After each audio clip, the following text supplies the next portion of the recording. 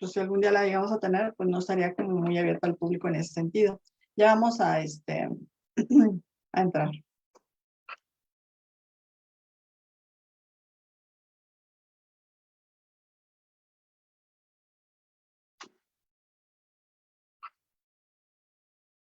Hola, ¿qué tal? Muy buenas noches.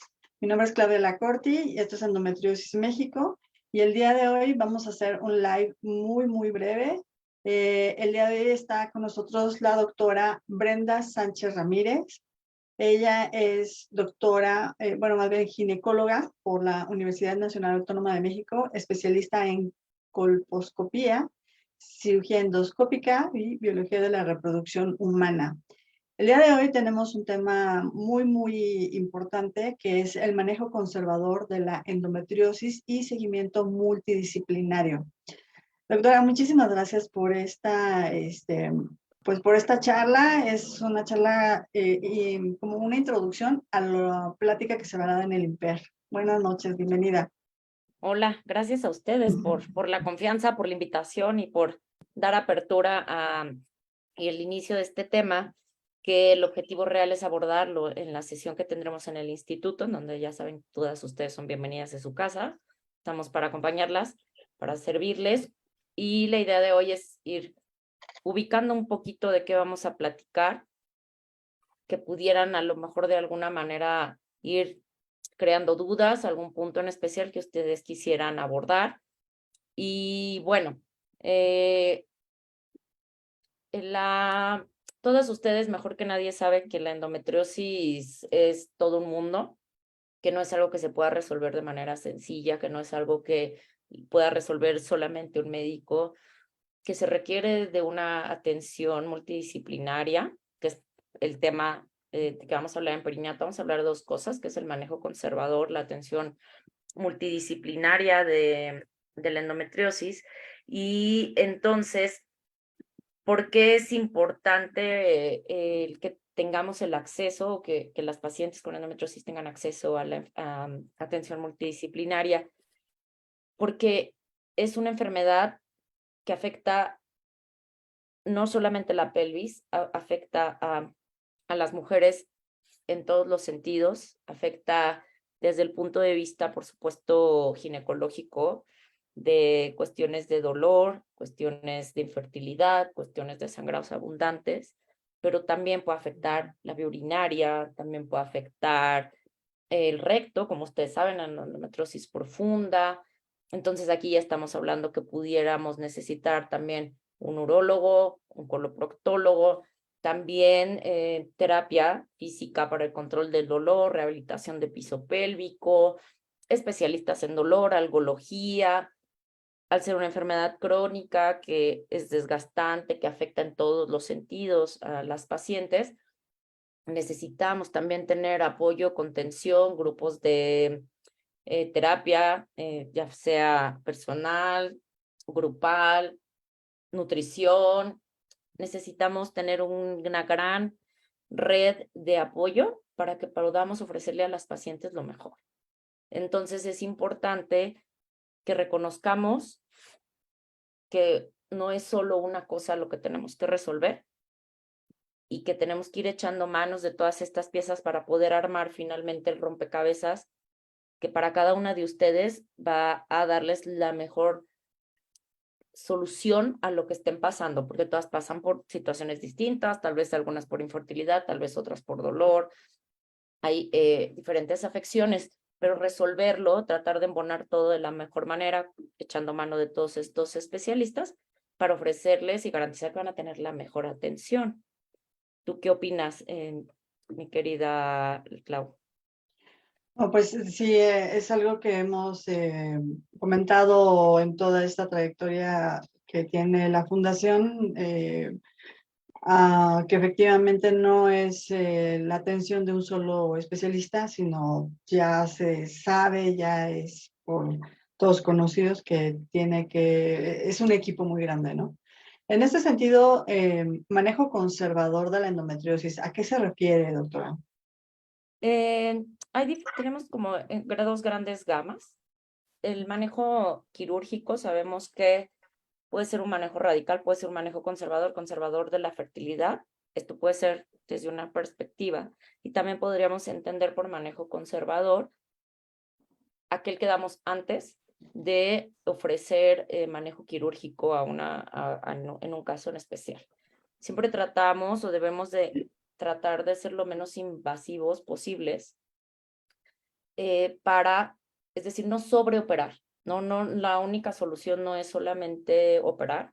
Entonces tenemos otras muchas opciones para manejos conservadores, manejos con hormonales, con control del dolor, dependiendo obviamente de lo que estemos buscando, y que de esta manera podamos ser literalmente, como dice la palabra, ¿no? Conservadores, tratar de ofertar en los casos que sea posible las herramientas terapéuticas que tenemos antes de llegar a un manejo quirúrgico, porque siempre finalmente el manejo quirúrgico tiene además otros riesgos. Hay casos en los que no podemos tener manejo conservador, no hay pocas indicaciones, que es que haya compromiso renal por obstrucción de la vía urinaria, o lo mismo rectal, ¿no? O sea, en esos casos que hay un compromiso de algún otro órgano, indiscutiblemente no podemos ofertar manejo conservador. Sin embargo, en otros escenarios en donde a lo mejor lo que queremos es preservar fertilidad, podemos ofrecer manejo conservador, es decir, no te operamos de entrada, vamos a preservar óvulos, por decir algo, vamos a tener tus embriones antes de algún otro proceso, porque sabemos que con manejo quirúrgico podemos afectar tu reserva ovárica. Entonces vamos a ser conservadores, ¿no? Vamos a ofrecer una solución que no necesariamente tenga que ser quirúrgica. O tal vez si tú me dices, en realidad yo lo que tengo es adenomiosis, lo que tengo son sangrados, no tengo dolor, ¿no? No quiero histerectomía, ¿no? Perfecto, vamos a intentar manejo conservador, tapón Mirena, vamos a ver que se controle el sangrado, que se controlen las hemorragias, que es lo que ahorita a ti te está generando tema. Y entonces es manejo conservador, ¿no? O, por ejemplo, tengo un endometrioma, fue un hallazgo, no tengo en realidad síntomas, no tengo dolor, no tengo más. Entonces,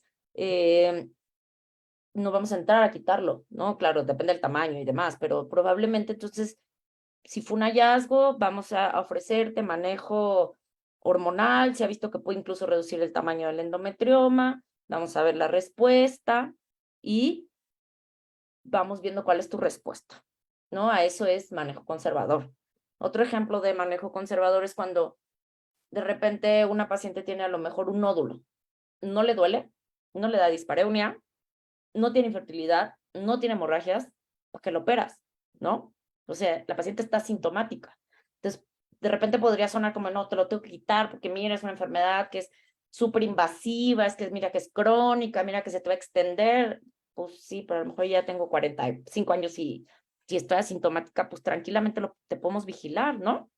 Vamos a ser conservadores. O sea, te descubrimos el nódulo por X o y si no fuera por eso, tú ni enterada, ¿no? Ya tuviste tus hijos, tu vida sexual es súper placentera, no tienes tema, tus reglas normales, no habría necesidad de ser tan radicales, ¿no? Entonces, a eso es a lo que hacemos como referencia cuando hablamos de manejo conservador. ¿Qué otra perspectiva le podemos dar al manejo conservador? Conservador de la fertilidad, ¿no? Donde dices, ok, mi problema es dolor, ¿no? Mi problema es dolor, tengo 20 años, por supuesto que en este momento de mi vida no sé si voy a tener hijos hoy, mañana, en 5, o sea, no tengo idea. Pero necesito que ahorita, en este punto de mi vida, por dolor, necesito una cirugía. Pues no nos vamos a ir a una histerectomía, ¿no? Que es quitar el útero, muchísimo menos a quitar los ovarios. ¿Ya sabes qué? Vamos a hacer una cirugía conservadora, donde se quede el útero, quitamos focos endometriósicos, a lo mejor liberamos alguna raíz que esté por ahí afectada, alguna parte de los nervios, hacer estas cirugías de one shot, donde quitamos la mayor cantidad de tejido endometriósico, se restaura la anatomía y demás, pero preservamos tu fertilidad. Entonces, tu útero se va a quedar, ¿no? Entonces, también en esta perspectiva podemos entender por manejo conservador el conservar la fertilidad. Excelente, sí, es bastante claro esta información. Creo que abre un panorama muy grande a muchas pacientes que llegan diciendo, pero es que yo tengo esto, ¿qué me recomiendan? Yo he pasado por todas estas circunstancias, ¿qué puedo hacer, no? O sea, cada caso es único y eso le agregamos la edad y eso le agregamos los síntomas y eso le agregamos lo que desea cada paciente. Entonces, bueno, pues sí, siempre la recomendación es tienes que ir con el doctor, con el ginecólogo, ginecóloga, para que puedan platicar, revisar cómo está la situación, ¿no? Doctora, nos pregunta Wendy Cabrera, dice, si Sí, la, sí, lo estoy viendo. Ya dice, logré ver el chat. dice, la endometriosis se relaciona con la ansiedad y depresión. Bueno, no sé si sea una pregunta, si la endometriosis se relaciona con la ansiedad y depresión. Y aparte, ¿qué pasa si tomo medicamento hormonal y al mismo tiempo medicamento controlado? Indiscutiblemente, cuando estamos hablando de dolor y endometriosis, llega un momento en que el dolor se centraliza. O sea, ya es a nivel neurológico, pues, o sea, no necesariamente porque ya haya en ese momento una afección anatómica específica. Ese tipo de dolor que aparece después del dolor crónico, que se llama dolor nociplástico, ese dolor se tiene que manejar ya de manera neurológica central y muchas veces requieren fármacos antidepresivos, como la amitriptilina, por ejemplo, duloxetina, algunos otros antidepresivos que ayudan al manejo del dolor. Eso por un lado, ¿no? Hablando del dolor cuando ya está central, o sea, como a nivel central. Yo creo, y no me dejarán mentir, que nadie que vive con dolor puede tener una vida normal, ¿no? O sea, si tú me dices, es que, clásico, ¿no? Se pone, nadie le aguanta en sus reglas. Sí, güey, pero es que a ti no es el que le está doliendo, ¿no? O sea, nadie que vive con dolor va a estar de buenas. No, no es la regla, ¿no? O sea, sí, pero no, es que ya tiene dolor, ¿no? Y ahora imagínate cada mes, o imagínate en casos ya más graves que es dolor pélvico crónico. Pues regles o no regles. Por supuesto que te va a dar ansiedad, por supuesto que te va a dar depresión, porque finalmente estás pasando por un duelo, estás perdiendo tu salud, y el perder tu salud también es un duelo, y si además de esto te dicen que pues chance y tienes infertilidad, pues ya tienes dos duelos, ¿no? Porque también estás perdiendo tu fertilidad. Y si además te dicen que te tienen que quitar los ovarios porque ABCD, entonces además vas a perder tu función hormonal y vas a tener menopausia. O sea, son 1000 duelos, ¿no? Y además tienes broncas con el esposo porque tú tienes dolor y lo que menos quieres es tener relaciones. Pero además tienes problemas en el trabajo porque faltaste, ¿no? Y tienes problemas con las amigas porque dicen, ay, otra vez, ya va de exagerada, ¿no? O sea, porque en realidad no saben lo que está pasando. Que me digas, oye, se relaciona por supuesto, ¿no? O sea, no es que la cosa sea directa, pero todos estos escenarios, por supuesto que van a incrementar el que estemos confrontándonos. Además, con mucha ansiedad, con depresión, con crisis, ¿no? De repente no puedo con el dolor, ya estoy harta. O sea, sí me ha dolido siempre, pero hoy estoy harta, ¿no? Entonces, bueno, no está, o sea, no es como, está loca, ¿no? O sea, es que es real, pero son como los comentarios habituales donde dices, es que no sabes tú realmente lo que estoy viviendo, lo que estoy pasando. Y por supuesto que no se contrapone el tomar medicamentos hormonales con medicamentos de ningún tipo, me refiero a antidepresivos, ansiolíticos y demás. Supongo que por ahí va la pregunta en cuanto a medicamentos controlados. Hay muchos estudios que demuestran que en realidad el tomar hormonales, estoy hablando de hormonales anticonceptivos inyectados, pastillas, anillo, parche, etcétera, realmente no tienen un impacto real en la depresión. O sea que el efecto realmente no se ha demostrado que sea directo. Los que sí son los análogos de GnRH, por eso son en otro punto, ¿no? Que son los que te ponen como en depresión, en menopausia transitoria, y entonces obviamente aquí sí podemos exacerbar síntomas depresivos que no se contraponen tampoco. O sea, no hay, creo yo, que ningún medicamento controlado que contraponga propiamente el tratamiento hormonal. Así, tal cual que diga, si estás usando esta hormona, no puedo usar este medicamento controlado, o viceversa. ¿No? Se pueden combinar Y es importante el que sepamos también cuáles son los mitos, ¿no? O sea, antes sabíamos, y era algo que también se ha demostrado ya con el tiempo, que los hormonales realmente la capacidad que tendrían de generar propiamente depresión, el hormonal en sí, en realidad no se ha demostrado, ¿no? Entonces, de hecho, es una buena combinación, ¿no? O sea, pacientes, que eso es como charla de otro momento, o sea, ahí es otro tema, pero pacientes ya operadas necesitan continuar con tratamiento de supresión. O sea, no es como que, sí, ya te operamos y ya, listo, porque la tasa de recurrencia es muy alta y la tasa de reoperación se incrementa, ¿no? Entonces, lo ideal sería que estés, o sea, por tiempos prolongados, con tratamientos hormonales, el que sea mejor para cada caso, ¿no? Entonces, se pueden combinar y creo que deben combinarse, ¿no? Porque vamos a potenciar el efecto de cada uno. Claro. Bueno, de esto que decía usted, que las pacientes perdemos la salud, perdemos que si el trabajo, que si el esposo, etcétera, etcétera, pues es una constante que escuchamos cuando hay los grupos de autoayuda, etcétera, y bueno, pues se me ocurre definitivamente que es la crónica de un colapso anunciado, ¿no? Claro. Esta situación de sentirte mal y mal y mal y mal y no ves un progreso, ¿no? Pero bueno, parte de la enfermedad. Es Eh, importante, Clau, que como tal, como ser un duelo, como cuando alguien se nos muere, lo tenemos que elaborar. O sea, todas las fases del duelo, negación, el enojo, la aceptación, ¿no? Y hay que verlo como tal para que lo podamos manejar y lo puedas sobrellevar. Y realmente no tengas además ahora que cargar con un duelo no manejado, ¿no? exacto, sí, es uno de los elementos que siempre recomendamos a las chicas que llegan a la fundación pidiendo pues información o esta parte de apoyo. Aparte de la alimentación, aparte de un poco de ejercicio, etcétera, etcétera, pues esta parte de poder tener esta contención, preferentemente llevada por un psicólogo, un terapeuta, que pueda, o incluso una tanatóloga, que Por pueda supuesto. apoyarle en este camino, porque pues, ok, quizás ya encontró esa paciente la asociación y con ello una serie de doctores, un grupo de doctores que saben muy bien cómo tratar el tema, perfecto, pero ahora sigue el otro paso que es operarte, pues para ello juntar el dinero, los trámites, ¿no? Que todo ese momento llegue a ser perfecto para que se pueda dar.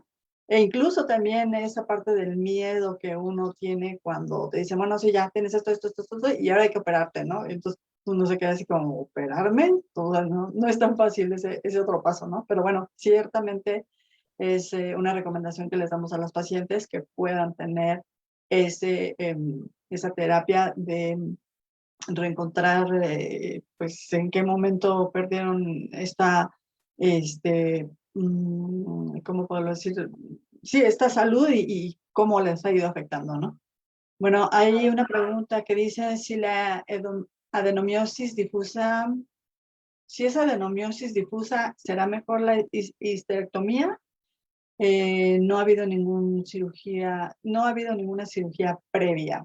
Esa es una pregunta que nos hace Dana. Depende, Dana, de los síntomas, ¿no? O sea, si tienes adenomiosis difusa, pero no hay dolor, no hay hemorragias, pues seguramente es que a lo mejor no es necesaria la histerectomía, ¿no? O sea, depende mucho si ya tienen o no fertilidad satisfecha, porque no es lo mismo que te diga, sí, tienes adenomiosis, pero tienes 2 hijos o 3, no sé, ya de hecho estás operada, por supuesto que te puedo ofrecer una histerectomía, ¿no? Porque o sea, no hay ningún punto crítico como para decir, híjole, es que no tengo hijos, ¿no? Entonces, estoy viendo que acá va complementando. Si no hay deseos de tener embarazo, si no, y el problema es dolor o sangrado, yo creo que sí, la mejor opción es una esterectomía, porque realmente la idea de un manejo conservador sería conservador de la fertilidad. podríamos probar o se puede probar, por supuesto, con manejo médico, el Mirena en los dispositivos liberadores del levonorgestrel. Pudieran llegar a tener una buena respuesta, pero no, como todos ustedes saben, no es curativo, ¿no? O sea, va a ser temporal, pero sí puede ser que haya una buena respuesta, que logremos estar sin menstruación, es decir, en amenorrea, y que entonces ya no haya dolor, y no sería entonces necesario la histerectomía, o podemos intentar con hormonales de progestinas continuo todos los días. Si tienes una buena respuesta, está bien, o sea, no es una indicación absoluta. Lo que sí es un hecho es que no hay cura, ¿no? O sea, con la adenomiosis no podemos hacer como con la endometrioma, de voy y entro por el endometrioma, o voy y por el foco, ¿no? Hay opciones terapéuticas que son nuevas, como el ultrasonido de radiofrecuencia, que pareciera que pudiera dar tratamiento a zonas focalizadas, ¿no? Pero esto estaría dirigido más bien hacia personas que quisieran preservar fertilidad. Entonces, creo que las opciones, como dijo Clau, es que dependen de cada quien. O sea, el mejor tratamiento de histerectomía, el mejor tratamiento es el que tú necesites, ¿no? Y entonces, si tú me dices, a ver, Bren, no quiero sangrar jamás, no quiero volver a tener dolor nunca, no quiero tener que estar tomando pastillas todos los días, y ya usé un dispositivo y no mejoré. Bueno, entonces sí, por supuesto que una muy buena opción es una histerectomía, ¿no? Pero a lo mejor, y tú me dices, Dana, no quiero, o sea, quiero conservar mi útero. ¿Qué otras posibilidades de tratamiento puedo tener? Ah, claro, mira, Dana, podemos intentar con A, B, C, D antes de la histerectomía, y si tú respondes bien, adelante, o sea, nos quedamos con manejo conservador. Consideramos que eres, nada más, yo te diría, considerar eres una mujer joven, son solo 35 años, entonces estamos hablando que tranquilamente te vas a echar 15 años con manejo médico, ¿no? Entonces, si eso no te incomoda y cada 5 años te cambiamos el dispositivo y tú estás perfecta, está bien. O sea, es que el tratamiento es el que cada quien necesita, y necesita tanto médicamente como emocionalmente, como económicamente, ¿no? Porque yo te puedo decir, no, hombre, ni te apures, mira, los próximos 15 años vas a tomar Bisanet. Ahora multiplica tus 800 mensuales por 12, por 15, ¿no? Entonces, hay que considerar todo, todas las posibilidades, e individualizar el tratamiento. No está mal, una histerectomía no está mal, o sea, sí puede ser, pero eso es algo que solo tú puedes saber qué es lo que tú quieres, ¿no? Claro, es una decisión muy personal, ¿no? Muy, muy personal. Incluso, eh, aunque no quieras hijos, pues todo el panorama que conlleva esta parte de que a lo mejor no nos dicen, ¿no? De la importancia que tiene la matriz, ¿no? En fin. También nos pregunta a Saraí, dice, yo tuve 2 cirugías y en la última me mandaron por 6 meses Lupin. Después me sometí a una in vitro y todo salió bien. No sé si con eso quiere decir que se embarazó. Después de 2 años regresaron los dolores y le mandaron a hacer una resonancia. Eh, ¿Cuál sería la mejor solución? ¿Quitar el útero? O sea, la resonancia depende está bien, una resonancia es una buena opción, y otra buena opción es un ultrasonido. Hay dos grandes vertientes en cuanto a cuál es la mejor manera para hacer el estudio de imagen de endometriosis. Dependerá del colegio en el que estemos y del operador que te va a hacer el estudio. Hay gente que está capacitada para hacer esa misma evaluación por ultrasonido, ¿no? Y no requiere resonancia.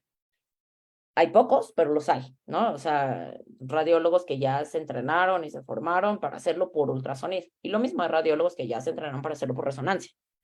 Y también depende de qué queramos, qué es lo que queremos evaluar, ¿no? Pero cualquiera está bien la resonancia, y también estaría bien un ultrasonido, siempre y cuando lo haga un experto, un radiólogo que ya tuvo la formación para hacer mapeo de endometriosis. Y luego, la mejor solución es quitar el útero. Es un poco similar a lo de Dana. O sea, una respuesta rápida sería sí. O sea, ¿ya tienes tu fertilidad satisfecha? Sí. ¿Tienes dolor? Sí. ¿No te genera conflicto la histerectomía? Hacemos histerectomía, no pasa nada. No, pero tal vez, como Clau dices, pero es que yo no quiero histerectomía. ¿Qué otras posibilidades tengo? El mejor manejo en el que vas a tener menor posibilidad de recurrencia y menor posibilidad de reintervenciones, por supuesto, es la histerectomía. Y obviamente vamos a conservar ovarios, ¿no? La recomendación siempre es conservar ovarios, conservar la función hormonal y probablemente tengas que estar en tratamiento justo, como en este caso a ti en ese momento consideraron el Lucrin, por lo menos de 2 a 6 meses es lo mínimo después de una cirugía que debemos continuar con terapia de supresión. Y yo en lo personal lo mantengo porque después ya no tienes útero, pero ahora tienes endometrioma, ¿no? Y entonces ahora vamos por el endometrioma. Entonces, bueno, no existe una respuesta porque es para cada paciente. Siempre, siempre hay que individualizar, pero no, tampoco está mal. O sea, si tu médico te ofrece una histerectomía y tú quieres histerectomía y ya no quieres hijos, no está mal, está bien, pues, ¿no? Claro. Nos dice una persona, dice, hola, buenas noches, mi esposa, y bueno, la pregunta, etcétera. Antes de continuar con lo que comenta, quisiéramos agradecer a todos aquellos hombres que son parejas de una paciente con endometriosis por interesarse en esta parte de conocer más acerca de la enfermedad, por informarse, por buscar pues todo lo relacionado a este padecimiento y que puedan apoyar y ser empáticos con sus parejas. Muchas gracias. Un aplauso. Bueno, dice, a mi esposa le diagnosticaron endometriosis profunda hace 2 meses. Hace 2 meses le inyectaron un medicamento en el ombligo. No nos dice qué medicamento. No bajaron los síntomas y al contrario han aumentado. Y ahora tiene problemas de inflamación en brazos, piernas y abdomen. ¿Qué me recomiendan? No lo sabemos porque no sabemos qué le pusieron. O sea, por lo que dicen, muy probablemente habrán puesto algún análogo. Y ahora, bueno, también la recomendación si estamos usando análogos es usar terapia de feedback para que el problema con los análogos es que dan muchos efectos adversos. O sea, resequedad, depresión, la habilidad emocional, bochornos. Entonces, para que estos síntomas no sean tan intensos, damos terapia de feedback con manejo hormonal. Depende uno para qué se los damos dando, ¿no? O sea, es decir, es algo temporal, porque después me voy a un in vitro, ¿no? Y es temporal, está bien, porque no podemos tampoco utilizar análogos siempre. O sea, esa no va a ser la solución. Puede ser una solución temporal y depende, por supuesto, de cada caso, y eso estoy infiriendo que le dieron un análogo. Por los efectos secundarios que produce, yo creo que tienen indicaciones muy específicas y sí son de los últimos en la lista, que además de ser caros tienen muchos efectos secundarios importantes. Y yo lo que recomiendo es que si no tuvo una respuesta adecuada, evidentemente no es el tratamiento que es el correcto para ella, ¿no? Otro de los problemas con los análogos es que son de depósito. Y si pusieron un análogo de depósito de 3 meses, no hay nada que hacer. No se lo podemos quitar, ¿no? O sea, ahí sí ya hay algunos que son de 1 mes, otros que son de 3 meses. Si fue el de 3 meses, pues, o sea, hasta que termine el efecto del fármaco. Pero evidentemente entonces no tuvo una respuesta. A veces se utilizan como pruebas terapéuticas, ¿no? Como decir, bueno, es que si no estás mejorando con esto, probablemente tampoco vas a mejorar solamente con una histerectomía, por ejemplo. O sea, seguramente a lo mejor hay por ahí alguna afección de alguna estructura nerviosa y por eso es que a pesar de que está suprimido completamente todo el eje hormonal, sigues con dolor, ¿no? Entonces habrá que buscarle bien, porque si no estás respondiendo con esto, por ejemplo, una paciente que tenga adenomiosis, sangrado, se lo das, no responde, pues lo más seguro es que aunque le hagas cistectomía, si el problema es dolor, probablemente va a seguir. O sea, tienes que ver de dónde está viniendo el dolor, en dónde hay una compresión y qué es lo que tú tienes que liberar, quirúrgicamente hablando, en ese supuesto, porque ya tenemos una falla al tratamiento médico para quitar el dolor. Sí, es todo muy complejo, ¿no? Recientemente en el congreso donde coincidimos y tuvimos el honor de estar, pues hablaban y antes hablaban mucho acerca de esta parte de los nervios, ¿no? Cómo la endometriosis quizás, bueno, usted nos podrá decir, no sé si aborde los nervios o se adhiera a los nervios, pero sin lugar a dudas, todos los órganos a los cuales se adhiere y que pueden estar inflamándose pueden afectar a los nervios, entonces pues sí, esto trae consecuencias pues un poco afortunadas, ¿no? Pues bueno, es un tema muy, muy complejo, sabemos, y bueno, el tiempo se nos acaba. Doctora, en esta próxima charla, entonces, en el IMPER, ¿para quién puede ir? ¿Cómo se puede acudir? ¿Qué hay que hacer para poder llegar allá? Yo creo que me gustaría nada más concluir a lo que es César, fue quien, y Carla, que nos hizo esta pregunta sobre el medicamento del ombligo. Algo que también es muy importante es la comunicación con tu médico, ¿no? O sea, decirle, sabes que no estoy mejorando, además estoy teniendo estos efectos adversos, ¿qué me propones? ¿Qué podemos hacer? ¿Qué otras opciones hay? ¿No? O sea, la comunicación con tu médico es lo más importante. Por eso es importante que acudamos con gente que tenga realmente experiencia, conocimiento científico, por supuesto, empatía, para que tú puedas confiar, ¿no? O sea, que yo te diga, híjole, realmente es que yo te puse este medicamento porque en verdad está indicado, de verdad iba a ser, yo esperaba, a veces no sucedió, ahora vamos a buscar esto, ¿no? O sea, que realmente podamos tener esta confianza de saber que las cosas se están haciendo bien y que desgraciadamente tampoco podemos garantizar nada. O sea, lo que le hizo bien a Lupita probablemente puede ser lo peor que le pasó a María, ¿no? Entonces, siempre la comunicación con el médico, con esta apertura de, no, esto no está funcionando, o esto funcionó maravilloso, o sí, qué bueno que usted sugiere eso, pero yo no quiero, ¿no? ¿Qué otras posibilidades tenemos? Entonces, bueno, la comunicación siempre con el médico y, por supuesto, todas son bienvenidas, pacientes con endometriosis, pacientes sin endometriosis, adolescentes que no saben que no es normal que les duela, quien quiera ir, o sea, lo que necesitamos es enseñar, necesitamos difundir, necesitamos hacer que todo el mundo sepa que el dolor, no normalizar el dolor, eh, que no, que quitemos estos años que ustedes caminan, 5, 8 años para recibir diagnóstico. Entonces, lo que necesitamos es educar, difundir, apoyar. Entonces, la conclusión es, puede ir quien quiera, todos son bienvenidos, familiares, amigos, vecinos, interesados, el que iba pasando, todo mundo es bienvenido, siempre va a ser bienvenido. El instituto es la casa de todos. Y también me parece, claro, que puede ser una dinámica muy interesante porque también en el instituto tenemos tiempos, ¿no? A lo mejor valdría la pena que unos días antes me hagas llegar las preguntas puntuales. O sea, si alguien tiene una pregunta puntual, y a lo mejor ir abordando desde esa perspectiva lo que vamos a platicar ese día, ¿no? A mí lo que yo tengo pensado es enfocarme mucho en qué pasa después. Ya me operaron, qué padre, qué bueno. ¿Y ahora qué?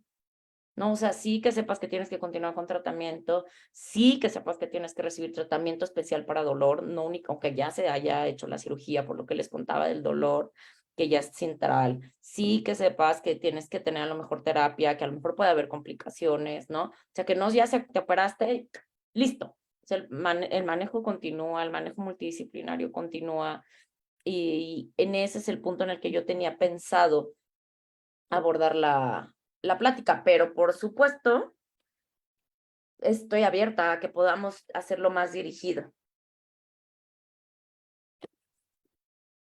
Excelente. Pues es una información siempre muy, muy larga, muy interesante. Siempre van surgiendo más y más detalles, ¿no? Le agradecemos mucho, doctora Brenda Sánchez Ramírez, por esta pues, pequeña plática, pero muy interesante. Les recordamos que el día jueves 28 de septiembre, o sea, justo en una semana, va a estar la doctora con el tema manejo conservador de la endometriosis y seguimiento multidisciplinario en el Instituto Nacional de Perinatología. Lo pueden ver en el mismo instituto, en el Facebook del instituto, en el Facebook de Endometriosis México. Ahí está muy claramente como los datos, los detalles. Cualquiera puede ir, con familiares, pacientes, quien quiera acudir para recibir esta información será bienvenido. Por lo regular les piden como un registro, pero si no llevan el registro no hay ningún problema. Y pues bueno, esperamos verlos por allá. Doctora, ¿algo con lo que usted quiera cerrar y despedirse en esta plática? Nada más reiterar nuevamente, gracias por la confianza y el instituto está para ustedes, todas son bienvenidas. Bren, como siempre es un gusto verte, saber de ti, tenerte cerca, eres un ejemplo que yo creo que representa como muchos escenarios de toda esta, de todo el andar por el que ustedes caminan y que no están solas. Entonces, nos vemos en el instituto. Con mucho gusto, son todos bienvenidos. Ojalá que vaya mucha gente, tenemos que difundir esto. Muchas gracias. Pues buenas noches a Mil gracias. Sí, muchas gracias. Buenas noches a todos, a todas. Un gusto poder compartir esta información. Recuerden, esto es Endometriosis México y nos vemos en otro Zoom de estos. Hasta luego, buenas noches. Bye.